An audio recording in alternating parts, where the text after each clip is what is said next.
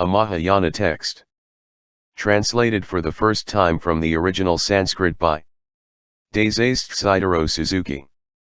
Original edition published in London in 1932. Based upon the Sanskrit edition of Bunyu Nanjo.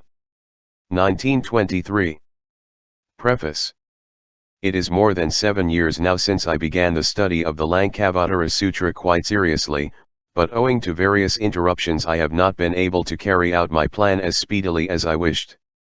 My friends in different fields of life have been kind and generous in various ways, and I now send out to the perusal of the English reading public this humble work of mine. There are yet many difficult and obscure passages in the sutra, which I have been unable to unravel to my own satisfaction. All such imperfections are to be corrected by competent scholars. I shall be fully content if I have made the understanding of this significant Mahayana text easier than before, even though this may be only to a very slight degree. In China, Buddhist scholars profoundly learned and endowed with spiritual insights made 3 or 4 attempts extending over a period of about 250 years to give an intelligible rendering of the Lankavatara. It goes without saying that these have helped immensely the present translator. May his also prove a stepping board, however feeble, towards a fuller interpretation of the sutra. The present English translation is based on the Sanskrit edition of Bunyu Nanjo's published by the Otani University Press in 1923. I am most grateful to Mr. Dwight Goddard of Thetford, Vermont, U.S.A., who again helped me by typing the entire manuscript of the present book. To assist me in this way was indeed part of the object of his third visit to this side of the Pacific. Says Confucius, "Is it not delightful to have a friend come from afar?" The saying applies most appropriately to this case. It was fortunate for the writer that he could secure the support and help of the Kaimakwai, a corporation organized to help research work of scholars in various fields of culture. For without it his work might have dragged on yet for some time to come. There is so much to be accomplished before he has to appear at the court of Emadewo, to whom he could say, "Here is my work." Humble though it is, I have tried to do my part to the full extent of my power. The writer renders his grateful acknowledgement here to all the advisors of the Society who kindly voted for the speedy culmination of this literary task. A task which he tenderly wishes would do something towards a better appreciation by the West of the sources of Eastern life and culture. Whatever literary work the present author is able to put before the reader, he cannot pass on without mentioning in it the name of his good, unselfish, public-minded Buddhist friend, Yakaki Ataka, who is always willing to help him in every possible way. If not for him, the author could never have carried out his plans to the extent he has so far accomplished. Materially, no visible results can be expected of this kind of undertaking, and yet a scholar has his worldly needs to meet. Unless we create one of these fine days an ideal community in which every member of it can put forth all his or her natural endowments and moral energies in the direction best fitted to develop them, and in the way most useful to all other members generally and individually, many obstacles are sure to bar the passage of those who would attempt things of no commercial value. Until then, Bodhisattvas of all kinds are sorely needed everywhere. And is this not the teaching of the Lankavatara Sutra, which in its English garb now lies before his friend as well as all other readers? Thanks are also due to the writer's wife who went over the whole manuscript to give it whatever literary improvement it possesses. To Mr. Hoki Iizumi who gave helpful suggestions in the reading of the original text, and to Professor Yenga Teramoto for his ungrudging cooperation along the line of Tibetan knowledge. DAISETZ TEITARO Suzuki. Kyoto, November, 1931. Introduction. For those who have already read my studies in the Lankavatara Sutra 1, no special words are needed here. But to those who are not yet quite familiar with the teachings of Mahayana Buddhism, an expository introduction to the principal theses of the Lanka may be welcome. Without something of preliminary knowledge as to what the sutra proposes to teach, it will be difficult to comprehend the text intelligently. For thoughts of deep signification are presented in a most unsystematic manner. As I said in my studies, the Lanka is a memorandum kept by a Mahayana master, in which he put down perhaps all the teachings of importance accepted by the Mahayana followers of his day. He apparently did not try to give them any order. And it is possible that the later redactors were not very careful in keeping faithfully whatever order there was in the beginning, thus giving the text a still more disorderly appearance. The introduction that follows may also serve as one to Mahayana Buddhism generally. I. The classification of beings. From the Mahayana point of view, beings are divisible into two heads. Those that are enlightened and those that are ignorant. The former are called Buddhas, including also Bodhisattvas, Arhats, and Pratyekabuddhas, while the latter comprise all the rest of beings under the general designation of Bala or Balaprithajana. Bala meaning undeveloped, puerile, or ignorant, and Prithajana people different from the enlightened. That is, the multitudes, or people of ordinary type, whose minds are found engrossed in the pursuit of egotistic pleasures and unawakened to the meaning of life. This class is also known as Sarvasattva, all beings or sentient beings. The Buddha wants to help the ignorant, hence the Buddhist teaching and discipline. 1 published by George Routledge and Sons, London. 1930. pp. XXXII plus 464. The Buddha. All the Buddhist teachings unfold themselves around the conception of Buddhahood. When this is adequately grasped, Buddhist philosophy with all its complications and superadditions will become luminous. What is the Buddha? According to Mahamati the Bodhisattva Mahasattva, who is the interlocutor of the Buddha in the Lanka, the Buddha is endowed with transcendental knowledge and a great compassionate heart. With the former he realizes that this world of particulars has no reality, is devoid of an ego substance, and that in this sense it resembles Maya or a visionary flower in the air. As thus it is above the category of being and non-being, it is declared to be pure and absolute and free from conditions. But the Buddha's transcendental wisdom is not always abiding in this high altitude. Because being instigated by an irresistible power which innerly pushes him back into a region of birth and death, he comes down among us and lives with us, who are ignorant and lost in the darkness of the passions. Nirvana is not the ultimate abode of Buddhahood, nor is enlightenment. Love and compassion is what essentially constitutes the self-nature of the all-knowing one. The Buddha is love. The Buddha's love is not something ego-centered. It is a will force which desires and acts in the realm of twofold egolessness. It is above the dualism of being and non-being, it rises from a heart of non-discrimination, it manifests itself in the conduct of purposelessness. It is the Tathagata's great love of all beings, which never ceases until every one of them is happily led to the final asylum of nirvana. For he refuses as long as there is a single unsaved soul to enjoy the bliss of samadhi to which he is entitled by his long spiritual discipline. The Tathagata is indeed the one who, endowed with a heart of all-embracing love and compassion, regards all beings as if they were his only child. If he himself enters into nirvana, no work will be done in the world where discrimination goes on and multitudinousness prevails. For this reason, he refuses to leave this world of relativity. All his thoughts are directed towards the ignorant and suffering masses of beings, for whom he is willing to sacrifice his enjoyment of absolute reality and self-absorption. Skillful means. The essential nature of love is to devise, to create, to accommodate itself to varying changing circumstances, and to this the Buddha's love is no exception. He is ever devising for the enlightenment and emancipation of all sentient beings. This is technically known as the working of skillful means. Upaya is the outcome of prajna and karuna. When love worries itself over the destiny of the ignorant, wisdom, so to speak, weaves a net of skillful means whereby to catch them up from the depths of the ocean called birth and death.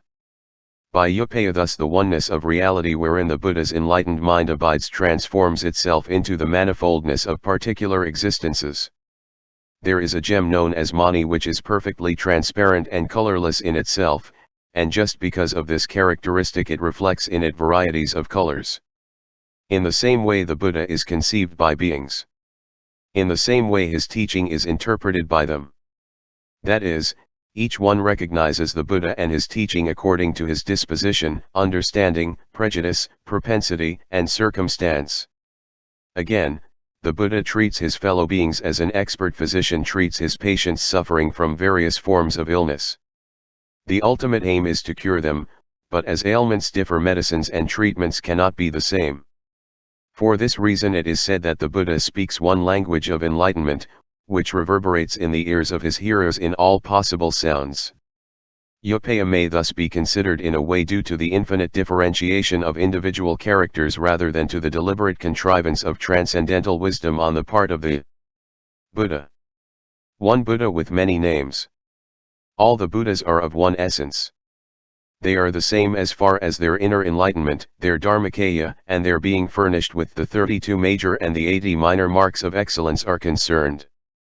But when they wish to train beings according to their characters, they assume varieties of forms appearing differently to different beings, and thus there are many titles and appellations of the Buddha as to be beyond calculation. One noteworthy fact about this, the Buddha's assuming so many names, is that he is not only known in various personal names but also given a number of abstract titles such as no birth, emptiness, suchness, reality, nirvana, eternity, sameness, trueness, cessation, etc. The Buddha is thus personal as well as metaphysical. The Lanka here does not forget to add that though the Buddha is known by so many different names, he is thereby neither fattened nor emaciated, as he is like the moon in water, neither immersed nor emerging. This simile is generally regarded as best describing the relation of unity and multiplicity, of one absolute reality and this world of names and forms. Transformation bodies of the Buddha. While the Trikaya dogma is not yet fully developed in the Lanka, each member of the Trinity is traceable in such ideas as Dharmata Buddha, Vipaka Buddha, and Nirmana Buddha. The notion of the transformation body inevitably follows from the Buddha's desire to save the ignorant whose minds are not enlightened enough to see straightway into the essence of Buddhahood. As they are not clear-sighted, something is to be devised to lead them to the right path, and this something must be in accord with their mentalities. If not, they are sure to go astray farther and farther. If they are not capable of grasping Buddhata as it is, let them have something of it and gradually be developed. The theory of Upaya is also the theory of Manomayakaya, will body. As the incarnation of a great compassionate heart, the Buddha ought to be able to take any form he wishes when he sees the sufferings of sentient beings. The will body is a part of the Buddha's plan of world salvation. This is one of the reasons why Buddhism is often regarded as polytheistic and at the same time pantheistic. The Bodhisattva and his 10 vows. In Mahayana Buddhism, the Buddha is not the only agent who is engaged in the work of enlightening or saving the world. While he is able to transform himself into as many forms as are required by sentient beings, he is also assisted by his followers or sons as they are called in the Mahayana Sutras. Bodhisattvas are thus the sons of the Buddha and apply themselves most arduously and most assiduously to the cause of Buddhism. In fact, the actual work of world salvation, we can say, is carried on by these spiritual soldiers under the leadership of the Buddha. The latter is sometimes felt to be too remote, too serene, too superhuman, and his sight is often lost in the midst of our worldly struggles. But the Bodhisattva is always with us, and ever ready to be our confidant, for he is felt by us to share the same passions, impulses, and aspirations which are such great disturbing, though ennobling too, forces of our human life. To state the truth, sentient beings are all bodhisattvas, however ignorant and ready to err they may be. They are all Janaputras, the sons of the victorious, and harbor in themselves every possibility of attaining enlightenment. The bodhisattvas who have gone up successively all the rungs of the Bhumi ladder, and who are thus capable of extending their help over us, are really our own brethren. Therefore, Mahamedi of the Lanka opens his questions generally with this: I and other bodhisattvas, etc. Mahamedi is our mouthpiece voicing our wants and aspirations. Thus is not the place to consider historically how the conception evolved in Buddhism, whose primitive object seems to have consisted in the realization of arhatship. But we can state this, that the essence of bodhisattvahood is an unequivocal affirmation of the social, altruistic nature of humankind. Whatever enlightenment one gains, it must be shared by one's fellow beings. This idea is classically expressed in the Mahayana by the so-called 10 vows of Samantabhadra. The Bodhisattva is a man of inexhaustible vows. Without these he is not himself. To save the world. To bring all his fellow beings up to the same level of thought and feeling where he himself is. And not to rest, not to enter into nirvana until this is accomplished, how infinitely long and how inexpressibly arduous the task may be. This is the Bodhisattva. Vowing to save all beings, which is technically known as purvapranidhana in Mahayana terminology, cannot even for a moment be separated from the life of the Bodhisattva. The Buddha, being surrounded by these noble-minded sons, cannot fail finally to release all beings from the bondage of karma and ignorance and thirst for life. With this in view, he is always inspiring the Bodhisattvas with his sovereign power and sustaining them in their efforts to bring enlightenment in the whole triple world. The ignorant. Life as it is lived by most of us is a painful business, for we have to endure much in various ways.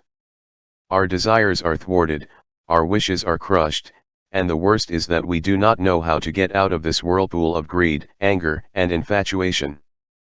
We are at the extreme end of existence opposed to that of the Buddha. How can we leap over the abyss and reach the other shore? The Mahayana diagnosis of the conditions in which all sentient beings are placed is that they are all nursed by desire as mother, who is accompanied by pleasure and anger, while ignorance is father. To be cured of the disease, therefore, they must put an end to the continuous activities of this dualistic poisoning. When this is done, there is a state called emancipation which is full of bliss.